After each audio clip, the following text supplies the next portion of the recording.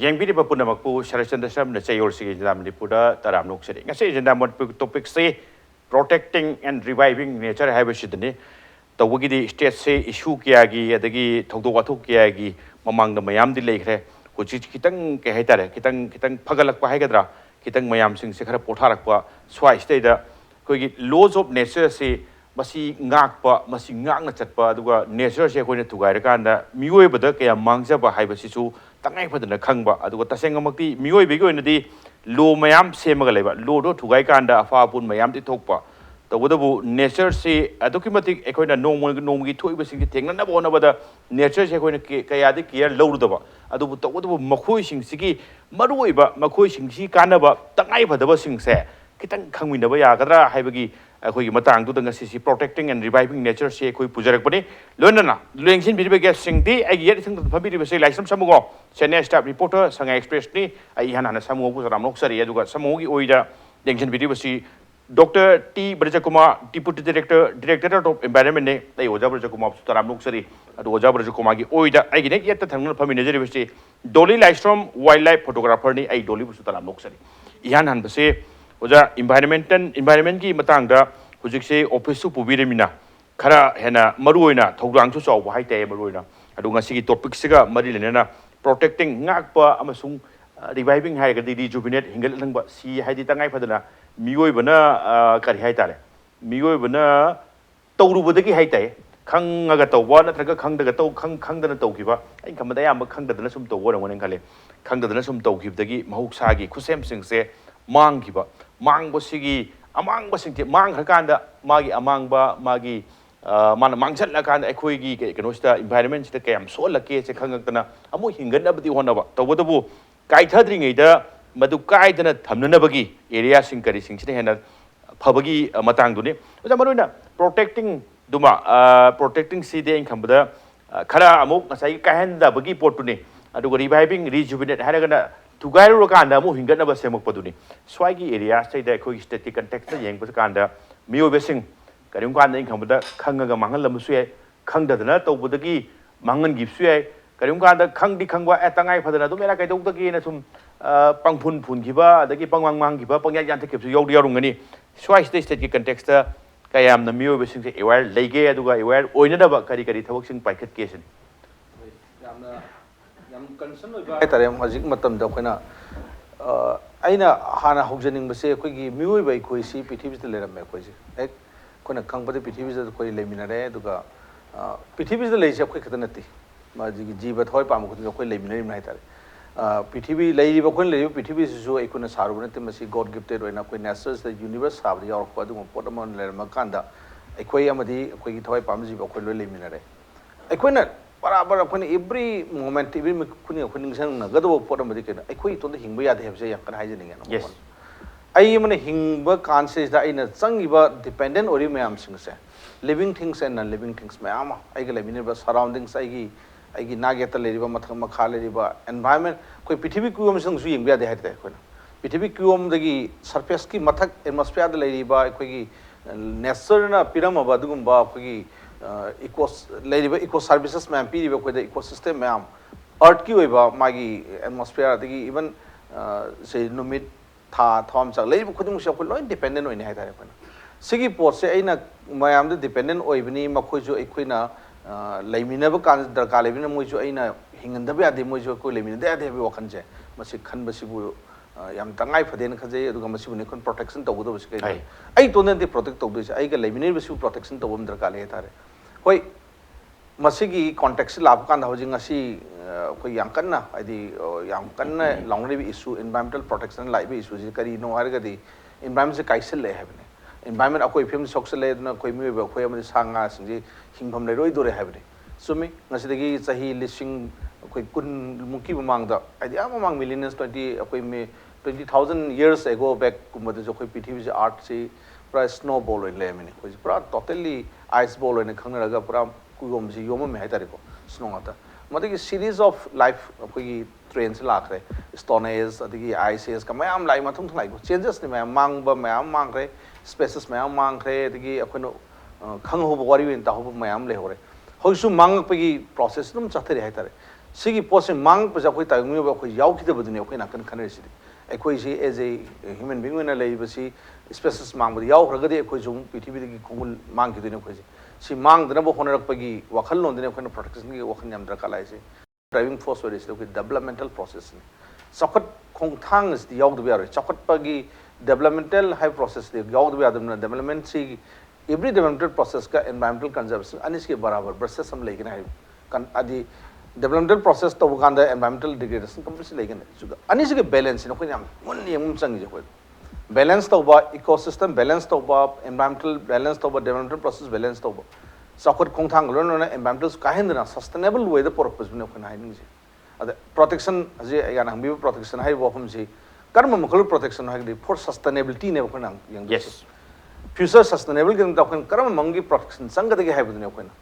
अदु मम चंब कांददी रेस्पॉन्सिबिलिटी दरकार लाय तारे कोना कनाना रेस्पॉन्सिबल लौग तारे मसी प्रोटेक्शन तौन होनब द कोई रेस्पॉन्सिबिलिटी हम सॉन्ग संग हाइब रेस्पॉन्सिबिलिटी सिंग जे एखोई मसे लौमिनोम संगी लौद्रिंग मांगदा कोई मरुएना आई मसी द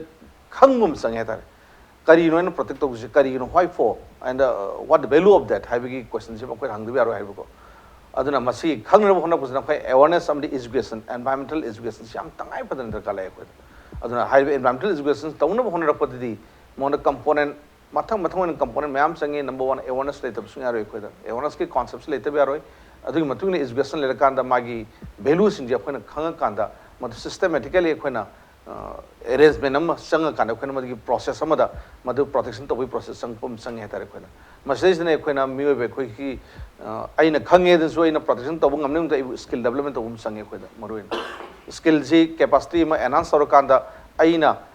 अखंगबदि तमतारे अदि अइना मु खंगदमि तापि तारे सि शेयरिंग तौनरगा अखोइगी से सम समनायदा पांबी उपांबी की वैल्यू जन क्याम लेबा उपांबी से लेरमदगे कोइ सोर हरना बनुंगसे से कोइ ऑक्सीजन फंगमिको काइगुंबा उपांबी सिंग इसिंग जी ऑक्सीजन इसिंग लेनुंग लेरमदगदि कोइ तुरेंदा पात इसिंग उरोइको अदि मागी वैल्यू उपामी वैल्यू क्या मरु लेबा उपामी ने पीरे oxygen C non living things ने उबजु नते कोइना पाइप संगम नते कोइना मनमजु नम नते अदु मा यावदे कोइ हिंग मंगम दे कोइना अदि उपामी दु योखल इजे कयदम मान पीरे ऑक्सीजन दु कोइना लौना बिदम तनी अमदि माना इसिंग योक्सल कांदा उ मरादे कइना इसिंग दि लेब सुबसल कांदा लैनुंग दगे कोइ इफुत इसिंग थोरगा इफुसना मु स्प्रिंग्स लागा स्प्रिंग दंग रिवर दम मा चिजा ओइना पंगु कर रिवर की इसिंग थलकांदा पातुरि इसिंग लाकान कोइ मुसिने हाइबगी सिगी चेन अम हाइतारे अइना उपामिना क्याम डिपेंड तब उपामिना एंगोना क्याम डिपेंड तब अइना ऑक्सीजन क्याम डिपेंड तब अखोइन मुथादब कार्बन डाइऑक्साइड फतब कार्बन डाइऑक्साइड सिंग उस उपामिना सुसनबा हाइबे रिलेशन सिंग सि खंगबगी ताइ फदम सि लापो लोन लोन आई पार्टिसिपेशन हम दरकार ले तारे कोइना सि खंगबद नतब खंगगा तुमिन तोप नतब आई पार्टिसिपेटोरी मोइना हाइबे कंजर्वेशन अमदि प्रोटेक्शन से यावबो म संगे है आइना अखोइगी हजिगी मतम सि मसे ताइ फदम म हाइतारे अदुना हाइबे कंपोनेंट सिंग से environmental education si por tingai mangda ikoina masigi kaitare koi components gan khangduk minarga component systematically ikoina stakeholder different stakeholders ji ever role si lor kanda participatory work the social kana protection ji ma tai padana leigani ne khalli aduga koigi manipur gi context en kanda ikoina hariba project tang ikoi ji natural resource fully natural resource depend on state am akoi jabni akoi leiriba prithvi ki kano se akoi manipur ji lejeriba surface area akoi geographical area ji 76% is forest ne forest as natural resource ngakne koi natural resource akoi na saru ya upnte national piram ngakne akoi ne thaibe sari be sing khudima ching digi forest lakma ngakne maje nuksa sor homne nungariba greenery oi ka hari forest depend torga phangma ngakne hariba forest resource sing se akoi na मसे मतम चान young लौदबदगी अखोई मांगजब याम यावरम हाइतारे अखोई अदना अखोई मणिपुर की national resource है use wise vena मफम चान सिनदबगी अवाब जे अखोई चैथेक जे fungi जे अखोइदा पात तुरे कंसलकपा लैरिबा अखोई मियोइबना हिंगबदा वासलकपा सांगा से मांगसलकपगी प्रॉब्लम मैम थोड़ी बसिंग जे अखोई timely protection to hodabagi timely prevent to hodabagi adu conservation result ti have ni sab sab ka thank you an bagi dong se samungo madoina senior staff reporter sangai express yam kuina su reporting gi field ta lere at the same time akoina ujabada environmental reporter haite swai matang da manipur gi context yeng kan khan nakpa sidi siruraba mang tan ba haite mang tan ba se thoina mang tan gi bra khang khang na na thakana khangau da badagi mang tak ta uraba Hindi हिंगलक हाइरोगी याम अचौब हाइते अखोगी ꯑꯩꯈꯣꯏ ꯃꯥꯡꯗ ꯇꯥ ꯂꯩꯔꯕ ꯈꯨꯗꯝ ꯍꯥꯏꯔꯗꯤ ꯏꯝꯐꯥꯜ ꯏꯁꯀꯤ ꯌꯥꯔꯜ ꯄꯥꯁꯁꯦ ꯑꯩꯈꯣꯏꯁꯨ ꯀꯔꯤꯒꯨꯝꯕ ꯀꯥꯟꯗ ꯑꯗꯨꯝ ꯆꯠꯆꯩ ꯆꯠꯄ ꯀꯥꯟꯗ ꯎꯆꯦꯛ ꯐꯣꯇꯣ ꯀꯥꯞꯄꯨꯁꯤ ꯀꯥꯏꯅ ꯑꯩꯈꯣꯏ ꯑꯗꯨꯝ ꯐꯣꯇꯣ ꯀꯥꯞꯄ ꯃꯃꯥꯡꯗ ꯆꯠꯄ ꯌꯥꯎꯖꯈ꯭ꯔꯦꯕ ꯁ꯭ꯋꯥꯏꯗ ꯋꯦꯠꯂꯦꯟ ꯍꯥꯏꯕ ꯀꯥꯟꯗ ꯄꯥꯠ ꯇꯨꯔꯦꯟ ꯃꯥꯡꯕꯗ ꯁ꯭ꯋꯥꯏꯒꯤ ꯌꯥꯔꯜ ꯄꯥꯠꯁꯤ ꯄꯥꯠ ꯃꯥꯡꯈꯤꯕꯒꯤ ꯃꯗꯨꯗ ꯆꯍꯤꯒꯤ ꯍꯥꯏꯕ ꯇꯥꯏ ꯆꯍꯤꯒꯤ ꯃꯥꯒꯤ ꯑꯗꯨꯝ ꯆꯍꯤ ꯈꯨꯗꯤꯡꯒꯤ ꯁꯛꯇꯥꯖꯔꯝꯕ ꯎꯆꯦꯛ ꯋꯥꯌꯥ ꯊꯣꯏꯅꯗꯤ ꯈꯜꯂꯨꯗꯕ ꯏꯁꯝ ꯁꯝꯅ ꯍꯥꯏꯔꯀꯥꯟꯗ ꯑꯗꯨꯕꯨ ꯂꯥꯛꯏꯉꯩꯗ ꯏꯅꯥꯛꯇ ꯂꯩꯔꯤꯉꯩꯗꯗꯤ ꯈꯜꯂꯨꯗꯕ ꯑꯗꯨꯒ ꯃꯥꯡꯈ꯭ꯔꯀꯥꯟꯗꯗꯤ ꯃꯤꯗ ꯅꯠꯇꯦ ꯏꯁꯝ ꯁꯝꯅ ꯍꯥꯏꯔꯀꯥꯟꯗ ꯁꯨꯝ उरम्बा इनाक सूम लेरमदु मांगरगदी करिगिनो लाक्तसिदीना वाहंग अमदि हंगकदोरिबने अस्वाइगी मतांगसिनेना हिंगत्ति हिंगल्ले हाबि पाउसु लेरे चपचाना अदुगा ह्यूमन के हाइतारे ह्यूमन इन्वेशन हाइगद्रा काइथरुबा हिंगलनबा असिकी चपचाबसि मरोइना आइना अदुगी मतांगी हिंगलनबदना क्याम वाबा अदुगा थुगाइबदुदना थुगाइबसि मतमदि चंगमोइन खलि सम समना हाइरकांदा रिजुबिनेतो मतम जोइन चंगमबनी अदुगा सुम थेंगनबदा सराउंडिंग लेरिबसिंगसि ngaktabak responsible ni hainingब्रा नत्रगना करी हाइबिनिंगी अदुगा मेनदी सुम थेंगनबा कांदा खंगखंगना तौखिबजाला नत्रगा तंगाई फदना तौरुबदगी सोइदना मांगखिबजाला सिम जारल पाट की से जारल पाट से हेक परमदा कोइना पिसिंग नै से जारल पाट की कोम्बिरे इसै दे यामना कोम्बिरे सि मयामना दुम खंगनबा अदगी फजबा लैनी अदुनी दुने मयाम खंगनरिने जारल पाट की कोम्बिरे सि पाटु सि दुम याउग्र पाटु सि बाइ सिदा सही अखोइना संग कोम्बिरे से कोइगी चराउ मतमदा सातपा लैनिको अदु मदु की इंपोर्टेंस मदि मयाम लैरि बागी हिस्ट्री की पुवारी मैम अखोई ट्रेडिशन की करी मैम ले अदो पाट खुदिमक्सी लोइनमक हेक्ता हम कनो तौने है ह्यूमन एक्टिविटी सी सु मरम अमनी मासे नोखोई नोवाइजिंग सिंगी वाइ फुट हिल दनि मा लेसे माइ कैचमेंट एरिया से दुनो ओइरिने बा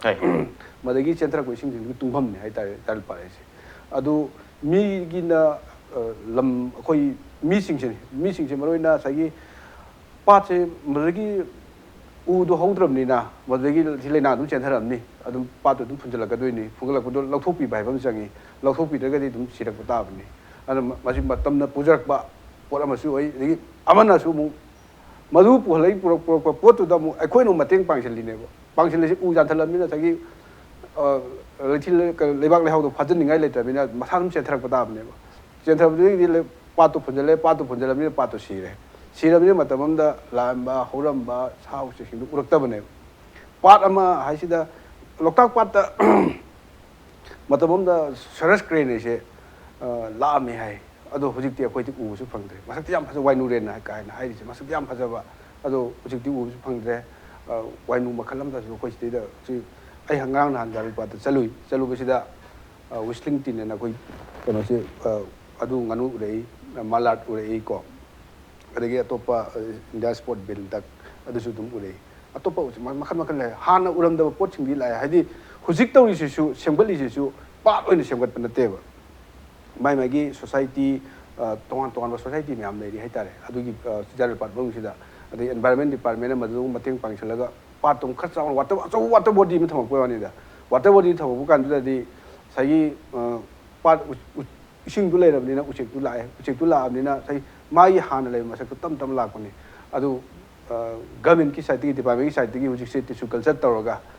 कोम्बिरे के सु थानी ना 1 एकड़ दा थानी कायना अदु बगी प्लान का सु लेरी अदु तगदी हान ले पाटु की मसक तो तम सु पुरक दोइने अदु पोक पाइसे मतम चंगो पोनी अदगी सही मणिपुर पाट मसिंग याम लेरमे ब्रिटिश की रेकॉर्ड हुजिक से अखोय मिन उ पास खर खत गायरे याम दरे मसिंग से डिपार्टमेंट सु पाट खर रिजुविनेट तौने हाइरी रिजुविनेट तौबा सरौक तु दनी हुजिकी अखोयगी जारल पास हिंगलई से अखोय उसी का उरक्तना मयाम तौबा टूरिस्ट स्पॉट का मखन लाई से बोबा आइतागदी पाट अमा हिंगन बकासिदा हुजिकी क्लाइमेट चेंज की मतम दे मागी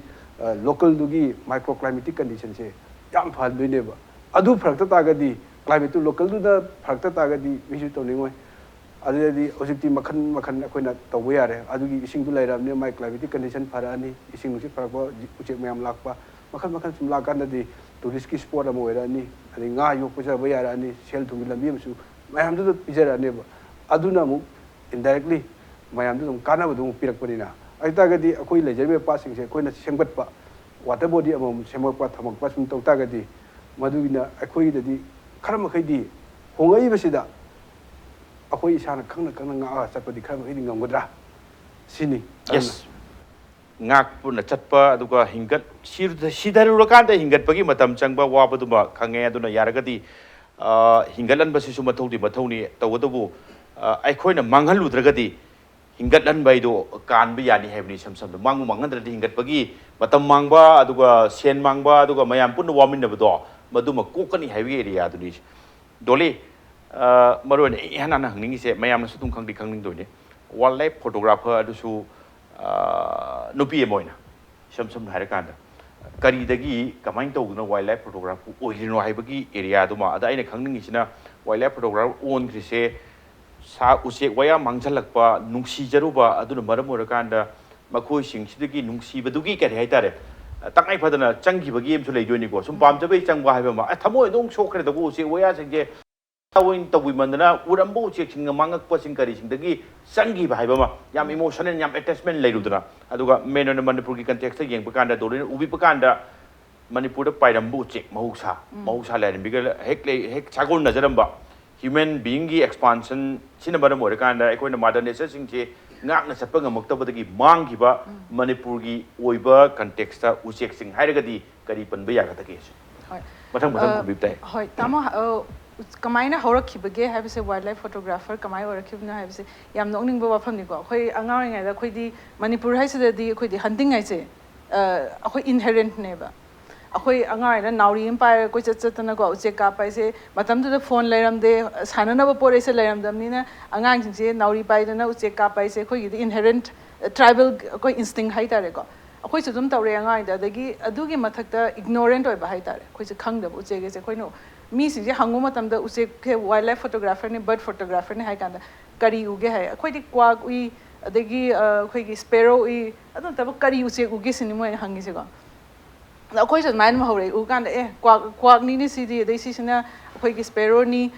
chonga ni adu dei han kari uche na amu ba ngau ba uche kai se adon maina hora kan ja aina khoi yum da ai delhi da yum da ayukta khoi sing chai ba khotpa tawja kan se uche si pai pai ga sum chaba de khoi ku bok se ayuk ki pung tere thek ta ba ga uche ke machin ja he thai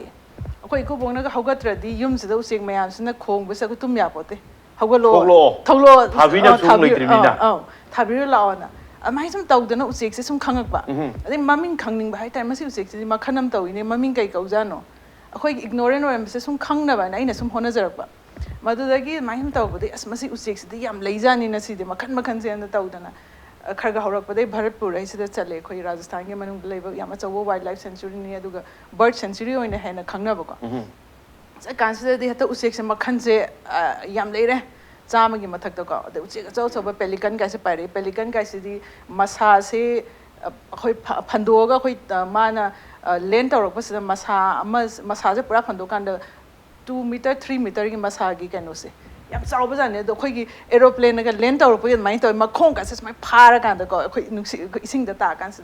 yam nungai photo ka pa su nungai ko da gi makhan je mai tawr po da gi sum usek se khang na khona pa da khoi na science ai de 12 phok dang di tamjare adu mathang da di tamjarak pa na tamni na usek ki maram khang da ba sina karam ba subspecies no karam ba family da gi lak pa no ai sum khang na khona pa da sum nungai ba hai dare imana bigen hangi usek tu bunang kamai maming khangi no ne usek khiding mak se hai ai hai noi su namana bati na kan da imana bu unda kan maming khangre ne maming kau thokre bra imana bu da sahi unda da kan da chamane ai gi nuksi jam ne di usek se simas u gi kan da maming du khangjai ko india da usek se lising amaga chahum samri maina lei vagrant migratory myam se pulla kan da adu si india gi species ne manipur da ahoi manipur gi have the 700 800 maina lei hom to eko koi usek ki maram sida adu manipur da di manipur hai khwai de ge unexplored oi ba jaga ne wildlife photography sida di adu bird ki dasu adu matamam da thaina usek leramba chonga movie kana maron thokpa usek myam de tena wildlife khoi gi isai de yaw ni te tena wa hai su tena wa upate ba matamam da di khoi angang gi isai ne ba te tena wa hai se ko hoje angang am da tena wa hai ba khoi yum de yokna ramba da more de porak ba khara ubuna tana tena wa pai bu udre ko adai chonga amubi ugidre chonga amubi sim singraba maron thokrabo ni mi ga samana ra wangang ba hairi ni udre matamam da Baba hoina haibada seisa makuna pik thali yum ka se maku ngata ni saida maku ngata ni haibsu si maku uidre ado smai tawduna sum deforestation tawrakpa dagi khoina sum usek se kanbi da bahai tare ting tawba se sim rempan aduna apsalu baga north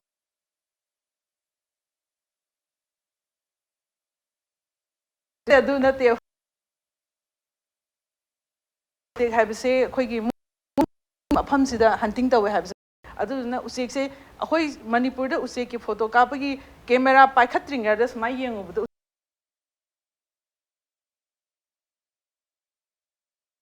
ado atai mafam da sakan da sumbagi threat laita mafam da di usek se khutta thangdoga khutta usek ki kaino hab kan da mai machinjak hab kan da khutta tonga chai haiba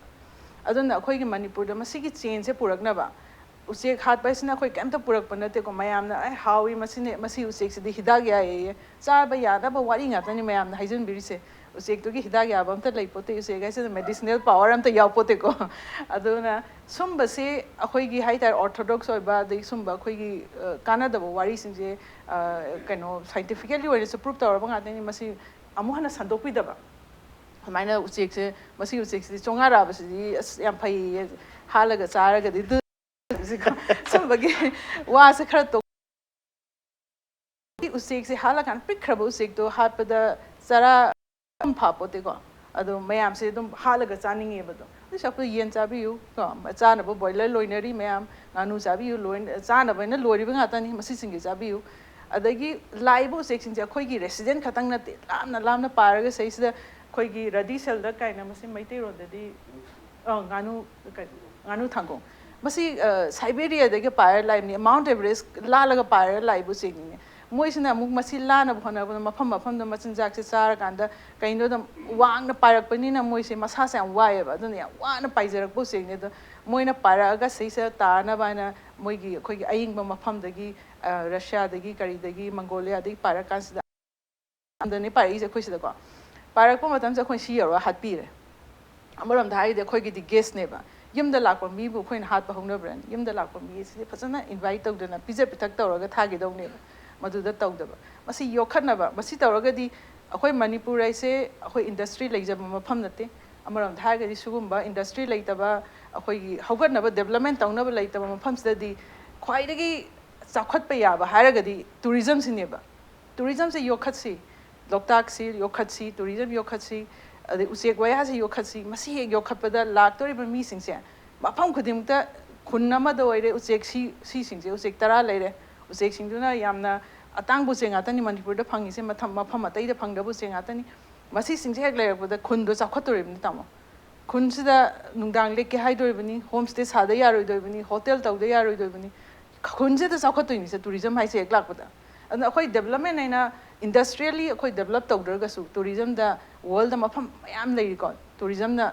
chalai ba economy se amain irai line economy chalai ba ya ba mafam ne akhoi gi mafam se yamna nature gi oraga su flora and fauna da akhoi gi se yamna phajana diversity lei ba mafam ni adagi nungai ba mafam ni mi na su hek lakpa da nungai bu ko akhoi valley di oraga mayam india gi mafam atai da bo akhoi se mountain da leibra ching da leiba mira in khalle ba akhoi ching da leiba na te akhoi di valley da leiba na du akhoi mountain mayam na koisal leiba ni amaram da ha ga di akhoi gi kaino se area se ecosystem se yam nungai ba mafam ne ba adu na masi mayam ji yokhatna ba khona ba da aina ma haijaning ba na tamona haigi ba akhoi gi wafam je ko nature conservation tawgi wari se ko wari sta nature ga akhoi ga miyoi ba se interdependent natte ba akhoi na miyoi ba na depend tawjabane ba nature na akhoi da kaim tawrak de depend amta yes aduna akhoi se akhoi na hinge haraga di nature se chakhathan bata ba se nature se akhoi na conserve taw bata ba akhoi hinge haraga di aduna nature na akhoi miyoi ba se siga ga na nature sigini haiba leite nature siga de akhoi sidoi aduna mayam na khangbi ga daw se nature yokhatradi loi sirakadoi ni one way dependent ni nature to the akhoi de game ta akhoi de game lei pote to bu nature to yok the akhoi ing banga mo jona nature si yam lun to wa section ba mang tan da bai se akhoi gi khwai gi maroi bai thau gang ni hai gi area do ni to lei mathang round do mathang lak aduga oja Brajakumar lak se oja break lok thu ga oja manak lak se ge oja break ki matung da impact news ge janda Manipur yeng bi puna muke pam da to na pudun lak se ge impact news mieng ta do le bio break के मतुंग येंबी दे पुना मकु अमुक न ताराम नोक सिरो जबर जुकुमा मरोय नंग साइ environment गनो दुनि environment education नै दो education si मरुइना मस्वाई सी होय वाइल्ड लाइफ ता कैदा दुगा स्वाई गनो दा सुम चंगथंग गिब मी सिंग नदी याम दि खंगदोबा अदुगा स्कूल की कॉलेज की गनो दा सिलेबस हाइब ताय स्वाई द environment education से दो मस्वाई द पीरिबा नॉलेज से दो मपुंग फारे न खनबिब्रा नत्रगना मणिपुर की येंकांदा education environment education ना तंबीबा ताकबीबा कांदा खरगे हेना कुमांग चक्सल मथौ तारी so that nature ngak to ri si khang ga ngak to ni go jabu ju kuma adu ga maroi na khoina forest part aina thirak pa kanda forest part ki matang hek lak pa kanda lai si manipur da khakin na tabada atai atop sing chu pula punjal la kanda adu ga maroi na hoi hoi sai context chu contribution hai bate contribution to the human being humankind moi contribution chi kari no adu ga forest karim kanda अखोन सुम ताजगी बददी उसेक्तुना चारगा उसेक्तुना अमुक तौरपकांदा ngसाइगी अखोन थवोइन थारुद्रसु माना दुम थाजबा माना चाबा कांदा केलो बुदुनो गदुम उएन दुम हौजरकपा मियोइबना थवोइन चलगा थारुद्रसु स्वाइगी contribution हाइरपकांदा Moina पीदिबा contribution की के हेतारे चांग हाइताई बदुम तंग मयाम पुन्ना खंगमिना आइसु खंगजनिंगिनी का सरन मसी अखोइ दुम खंगनर वाफमने अखोइ मियोइबा अखोइना लेरिबो उमंग जो कोइना थारु उमतना तेम सेना हारगत उमंग दु कोइना थाबो ngam बहुना दि अखोइ ngambaibu protection to budu kakni umang da lejerbu upam bi अखोनि यान थत्लु दना थंबदु खक्तु दे अखोनि तोबु ngami को बुदु हिंगन बदि अदुगा असागी उमंग दा होरिबा सुंगसि नेचुरली मा मतना हौजरक लोन लोन असागी हाइब्रिड याम सुमी से सजीना हाइकु सारगा हाइकु दु माना मरुदु खोंग हामबदा यावरा कांदा मरुदु पुक्ते खोंग हाम यावरा हाइकु पाम होनबा चिंगदा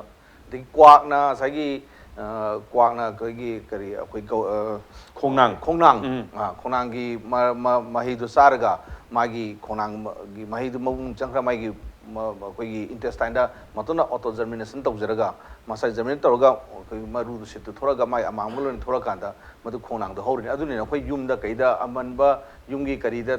फलांग दा कैदा खोंनांग याम तुइदा होरि सिंजी क्वाकना साइगी द्रा अमांग तौसलमबद्रा मरु यारपदुना होगुलकनाइ रिबको अदुमाय तौद्रा खैरोई हाइरे खैरोई गसना स्क्वारल को खैरोई नगा थाबु उसी मसिंग अखोइ मियोबना थाबदगी आम थकनि केले हाइरिनि मखोइ कन मोइन मरुदु योंग जासंगरगा पुथोरपगुंबा सुमाय तनो बर्ड सिंग सिना अमदि उसे वयाना थाबु उ गातनि तसिंग फॉरेस्ट होरिबा अमदि मतोंदा केन खरकान मरुदु होलकपा अदु गातनि हाइरिबु अदुना नेचुरल सि यामना अखोनि याम मागी मेकानिज्म जाम नुंगाइबा तदुना अखोना सिगे बैलेंस अमा थंबाइजे सुमे हजिक दोलिना हाबिखिबदु बर्ड सि यामना अखोइना सुम खंगजबदसु bird is a good indicator for wetlands का है यस इंडिकेटर याम गुड इंडिकेटर है अखोइना करिगुमा इंडेक्स अमा लखला कांदा स्टडी तौगेना से वेटलैंड्स की चेंज डिटेक्शन अमा वेटलैंड्स की मागी स्टेटस से कमदों लेरी फरब्रा फत्रिब्रा हाना कमाइ लेरमी लास्ट 30 इयर्स द कमाइ लेरमी हाबि चेंज डिटेक्शन में हमकाना कोई फर्स्ट पैरामीटर से कोई बर्ड सेंसस हान तौगे कोई और फॉरेस्ट की मागी डिग्रेडेशन पॉइंट ऑफ व्यू से कराई यंग लेरे कराई यंग मांगथरे काई येंगे हागदि बर्ड और वाइल्ड लाइफ हानो को येंगनेबको मागी हेबिटेशन से अमु रिस्टोर तोरपरा तौदब्रा हेबिटेशन काइहिब्रा काइदब्रा वाटरफॉल कैम लाई वेलैंड हारगना अदना बर्ड अखोगी उसेक वया सिंग is a good indicator for अखोगी वेलैंड साइटर वेलैंड असेसमेंट इदपता अदना अखोईदि मसी अमुना हलकप काई रिवाइव तोरबा रिजम तंगाइ अदवाइतरे चुमे खतगी नतना अखोगी लैरिबा biodiversity whole of the biodiversity status चंग हेतारे मागी सिस्टम से लेरकांदा हलक्तुने है अदुना साइ से कराइदुने बैलेंस तो बाहाय जाइन ngसाय हम तो पंज बैलेंस है इकोसिस्टम सर्विसेस साइबने कोना वेलैंड अमा हाइरे हजिक आया सन थमी की रिजुविनेशन की मतांग हाबे हमगी की बदु वेलैंड सिमा अखोइना लेरकांदा मागी माना पीरिबा अखोगी इकोसिस्टम सर्विसेस मैम दो इको सर्विस माना मयाम वेलैंड सर्विस मयाम पीरिबा कोई से फ्लड कंट्रोल तौबगी मरम माना यम चौबा मसा मोहले लैंड इसिंग से लेकान अंडरग्राउंड रिसर्च तौबगी लेनुंग दे इसिंग लेहनबगी सांग से माने हेंगले ले कोइदा देन अदुना तबदा खोइना मागी फ्लोरा फौना मदरा होरैबा नापि सिंबी मयाम से योलगा जीविका हिंबा लाइवलीहुड डिपेंड तो मयाम से लेरे कोइ अखोगी हौजी अकन गाना कार्बन डाइऑक्साइड कानागा थागलकपदगी टेंपरेचर हेंगले ने क्लाइमेट चेंज की वाफम लाइसे क्लाइमेट चेंज जी कइदेमुदे टेंपरेचर हेंगले से कइनो हादि कार्बन डाइऑक्साइड हेंगलकपनि है कार्बन डाइऑक्साइड से अखोई चखटपगी खोंथांग मतुंगना इमिशन मयाम तोरपा इंडस्ट्री इमिशन मयाम तोरपा adagi se fuel lagi chaktek pigi mekhu mam thoropa har greenhouse gas mam thore ibising surface water substance nam satin hele tare is a good sink for carbon dioxide hai kwendi akoigi forest ka adagi surface water consumption bigi sang jam hele tare makoi sina balance tawdina hai bangasai ado ecosystem moina balance tamna one of the khwadagi luidi microclimatic condition mana yam manage tawe मैं आधा ले इबा खुजुमा आधा का अपने vegetable याम ना फरीज़ करेंगे तो लोकता की इसिंग evaporation से थोड़ा कांदा मागी evaporation थोड़ा कांदा मागी याम हवा हेल लाई इसिंग बराबर spray तो वो सब माना ले मोई तो दूँ microclimate condition माना याम song ना maintain तो बाई तारे कोई तो अदुमाई तो द्राम मागी हारी system दूँ नौकरी हम दकाले से अदुना सिगे balance और matang siam chawni yaure aduga hariba koigi temperature maintain toba microclimate maintain toba jam jaw tare adu hariba sing se khona system sing je khang kan da education da pusila ka don have as a policy adusu akoi na education se poron bhanam da khona environmental education policy ma tangai pan sang dia na koi NCERT gi book da gadi 2005 ke da gi impose to khre koi supreme court ki order lak tan torga any environmental context ta masi class 8 gi horga ma chapter yagudum kan yabu ai koi wakhanda degradation gi level of degradation gi rates ni yam hinjale koi so yes sang jam hen as soksel lak pai tare adu koi na khang na bai insalai sing na tapu bai tare som koi da adana management part koi barabar koi ji deficit tare som le tare management tung bungam de sam na have do koi na koi manipur turen kangslei ko koi impan turen irel tu koi kangslei ba ji part mayam pasi pat chama ga humbu tare mung se koi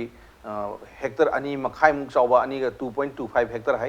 adugi chawba pat se sam ga humbu tare ne koi gi india gi government of india na koi gi remote sensing through the wetland le na hai se adu hoji akon yem kan de wetland taragan ni pan mapan ne u pang de koi ji kuni thoi kulum do yam ba akon u pang ji mang bi chang se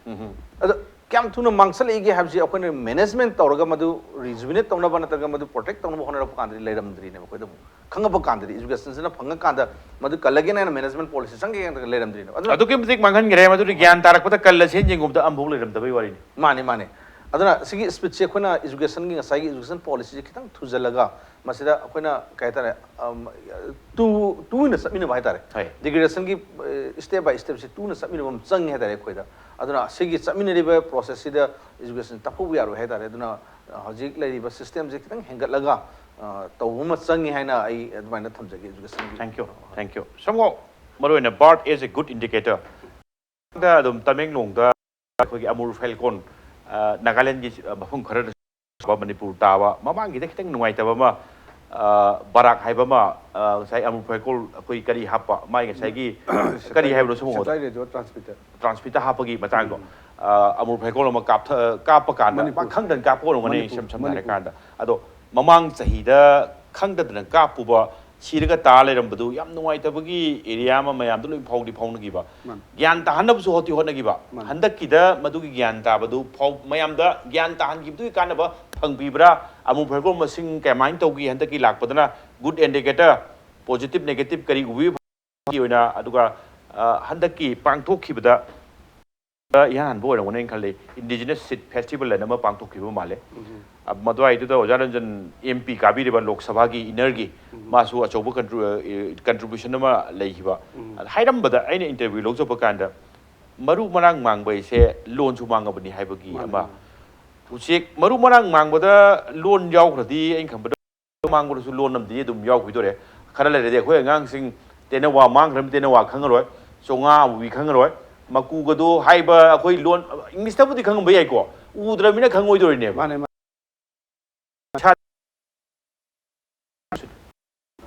tamjage oziki amul falko se mamang gi chahida manipur da ani ni tawse amana satellite radio transmitter fit tawse track tawse maming su thon gum tawni amana manipur amana tamenglong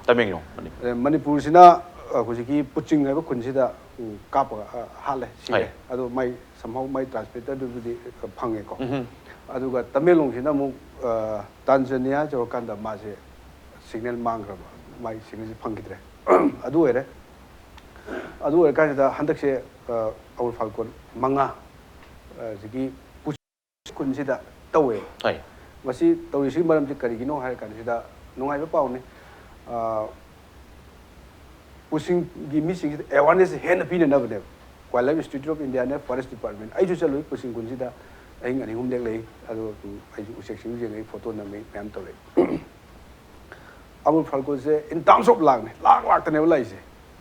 ado pushing kun manga phai ma transmitters fit to na manga fit to sida ahum di amana irang amana chulon amana barak ahum sidi signal pangaga moi che jig kano da Africa Tanzania da iranga barak lei chulon na Botswana da lei 25 ko yanda Christmas mi sida South Africa jone na pai aduna uziki usek sigi gi lakpa kan se kamai to da mamang da su usek se Manipur hat ki bije gi mayam da chok awareness sama pire bai dim department jauna media jauna mayam to gi usek se hape ya de si to de tamilong da usek si lakpa na ko gi phatta ba tin kang ko gi mi ka na ro do ba mai marong da chathok ka do mayam si jai chathok sakri sumai to gi sum to hai na 사담 시나바 농매싱제 로이막 시스터웨 시스터워제 빌리지 헤드맨나 빌리지 어토리티 시니시나 모이더 농매싱 스디데 탐말레 야간 매암스 pare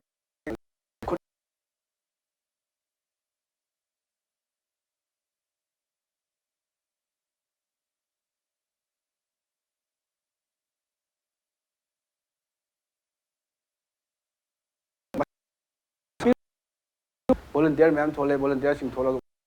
kan ya do kana kapi kan kapi le maduna access admai to duna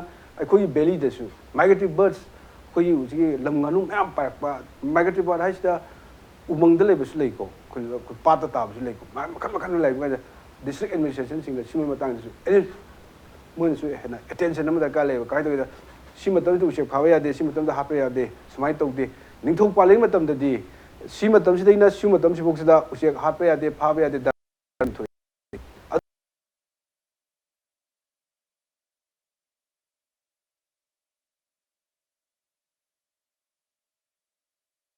towa initiative amalo ko padarkale ada ama panning bangale sagi uwa singse uche na thab sagi shiroi gi wari mai panjar ke sirian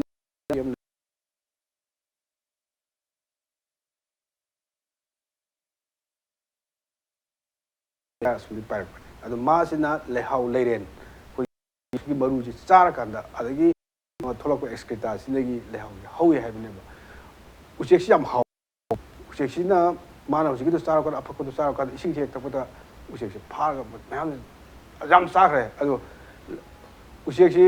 thokre lehau si su lambi mayam lakudi lehau si mayam kakto ko tore digi lehau do ho ya de tinam lehau ba mahuk sana pibiram bodu hat khrabina thabidre adugum basi yam hiking si koi uji unadre ko hiking si su 17 usiek si na thari ne u hiking si koi u phangdrabni adi uthum gaina u pambi dum leibni masigi medicinal purpose di loi leiba pambi sindugi akoi di right view lang ne bakoi na haisina mi na haisina usiek sing no de right view haibadi na to moi de khoi kana pi ne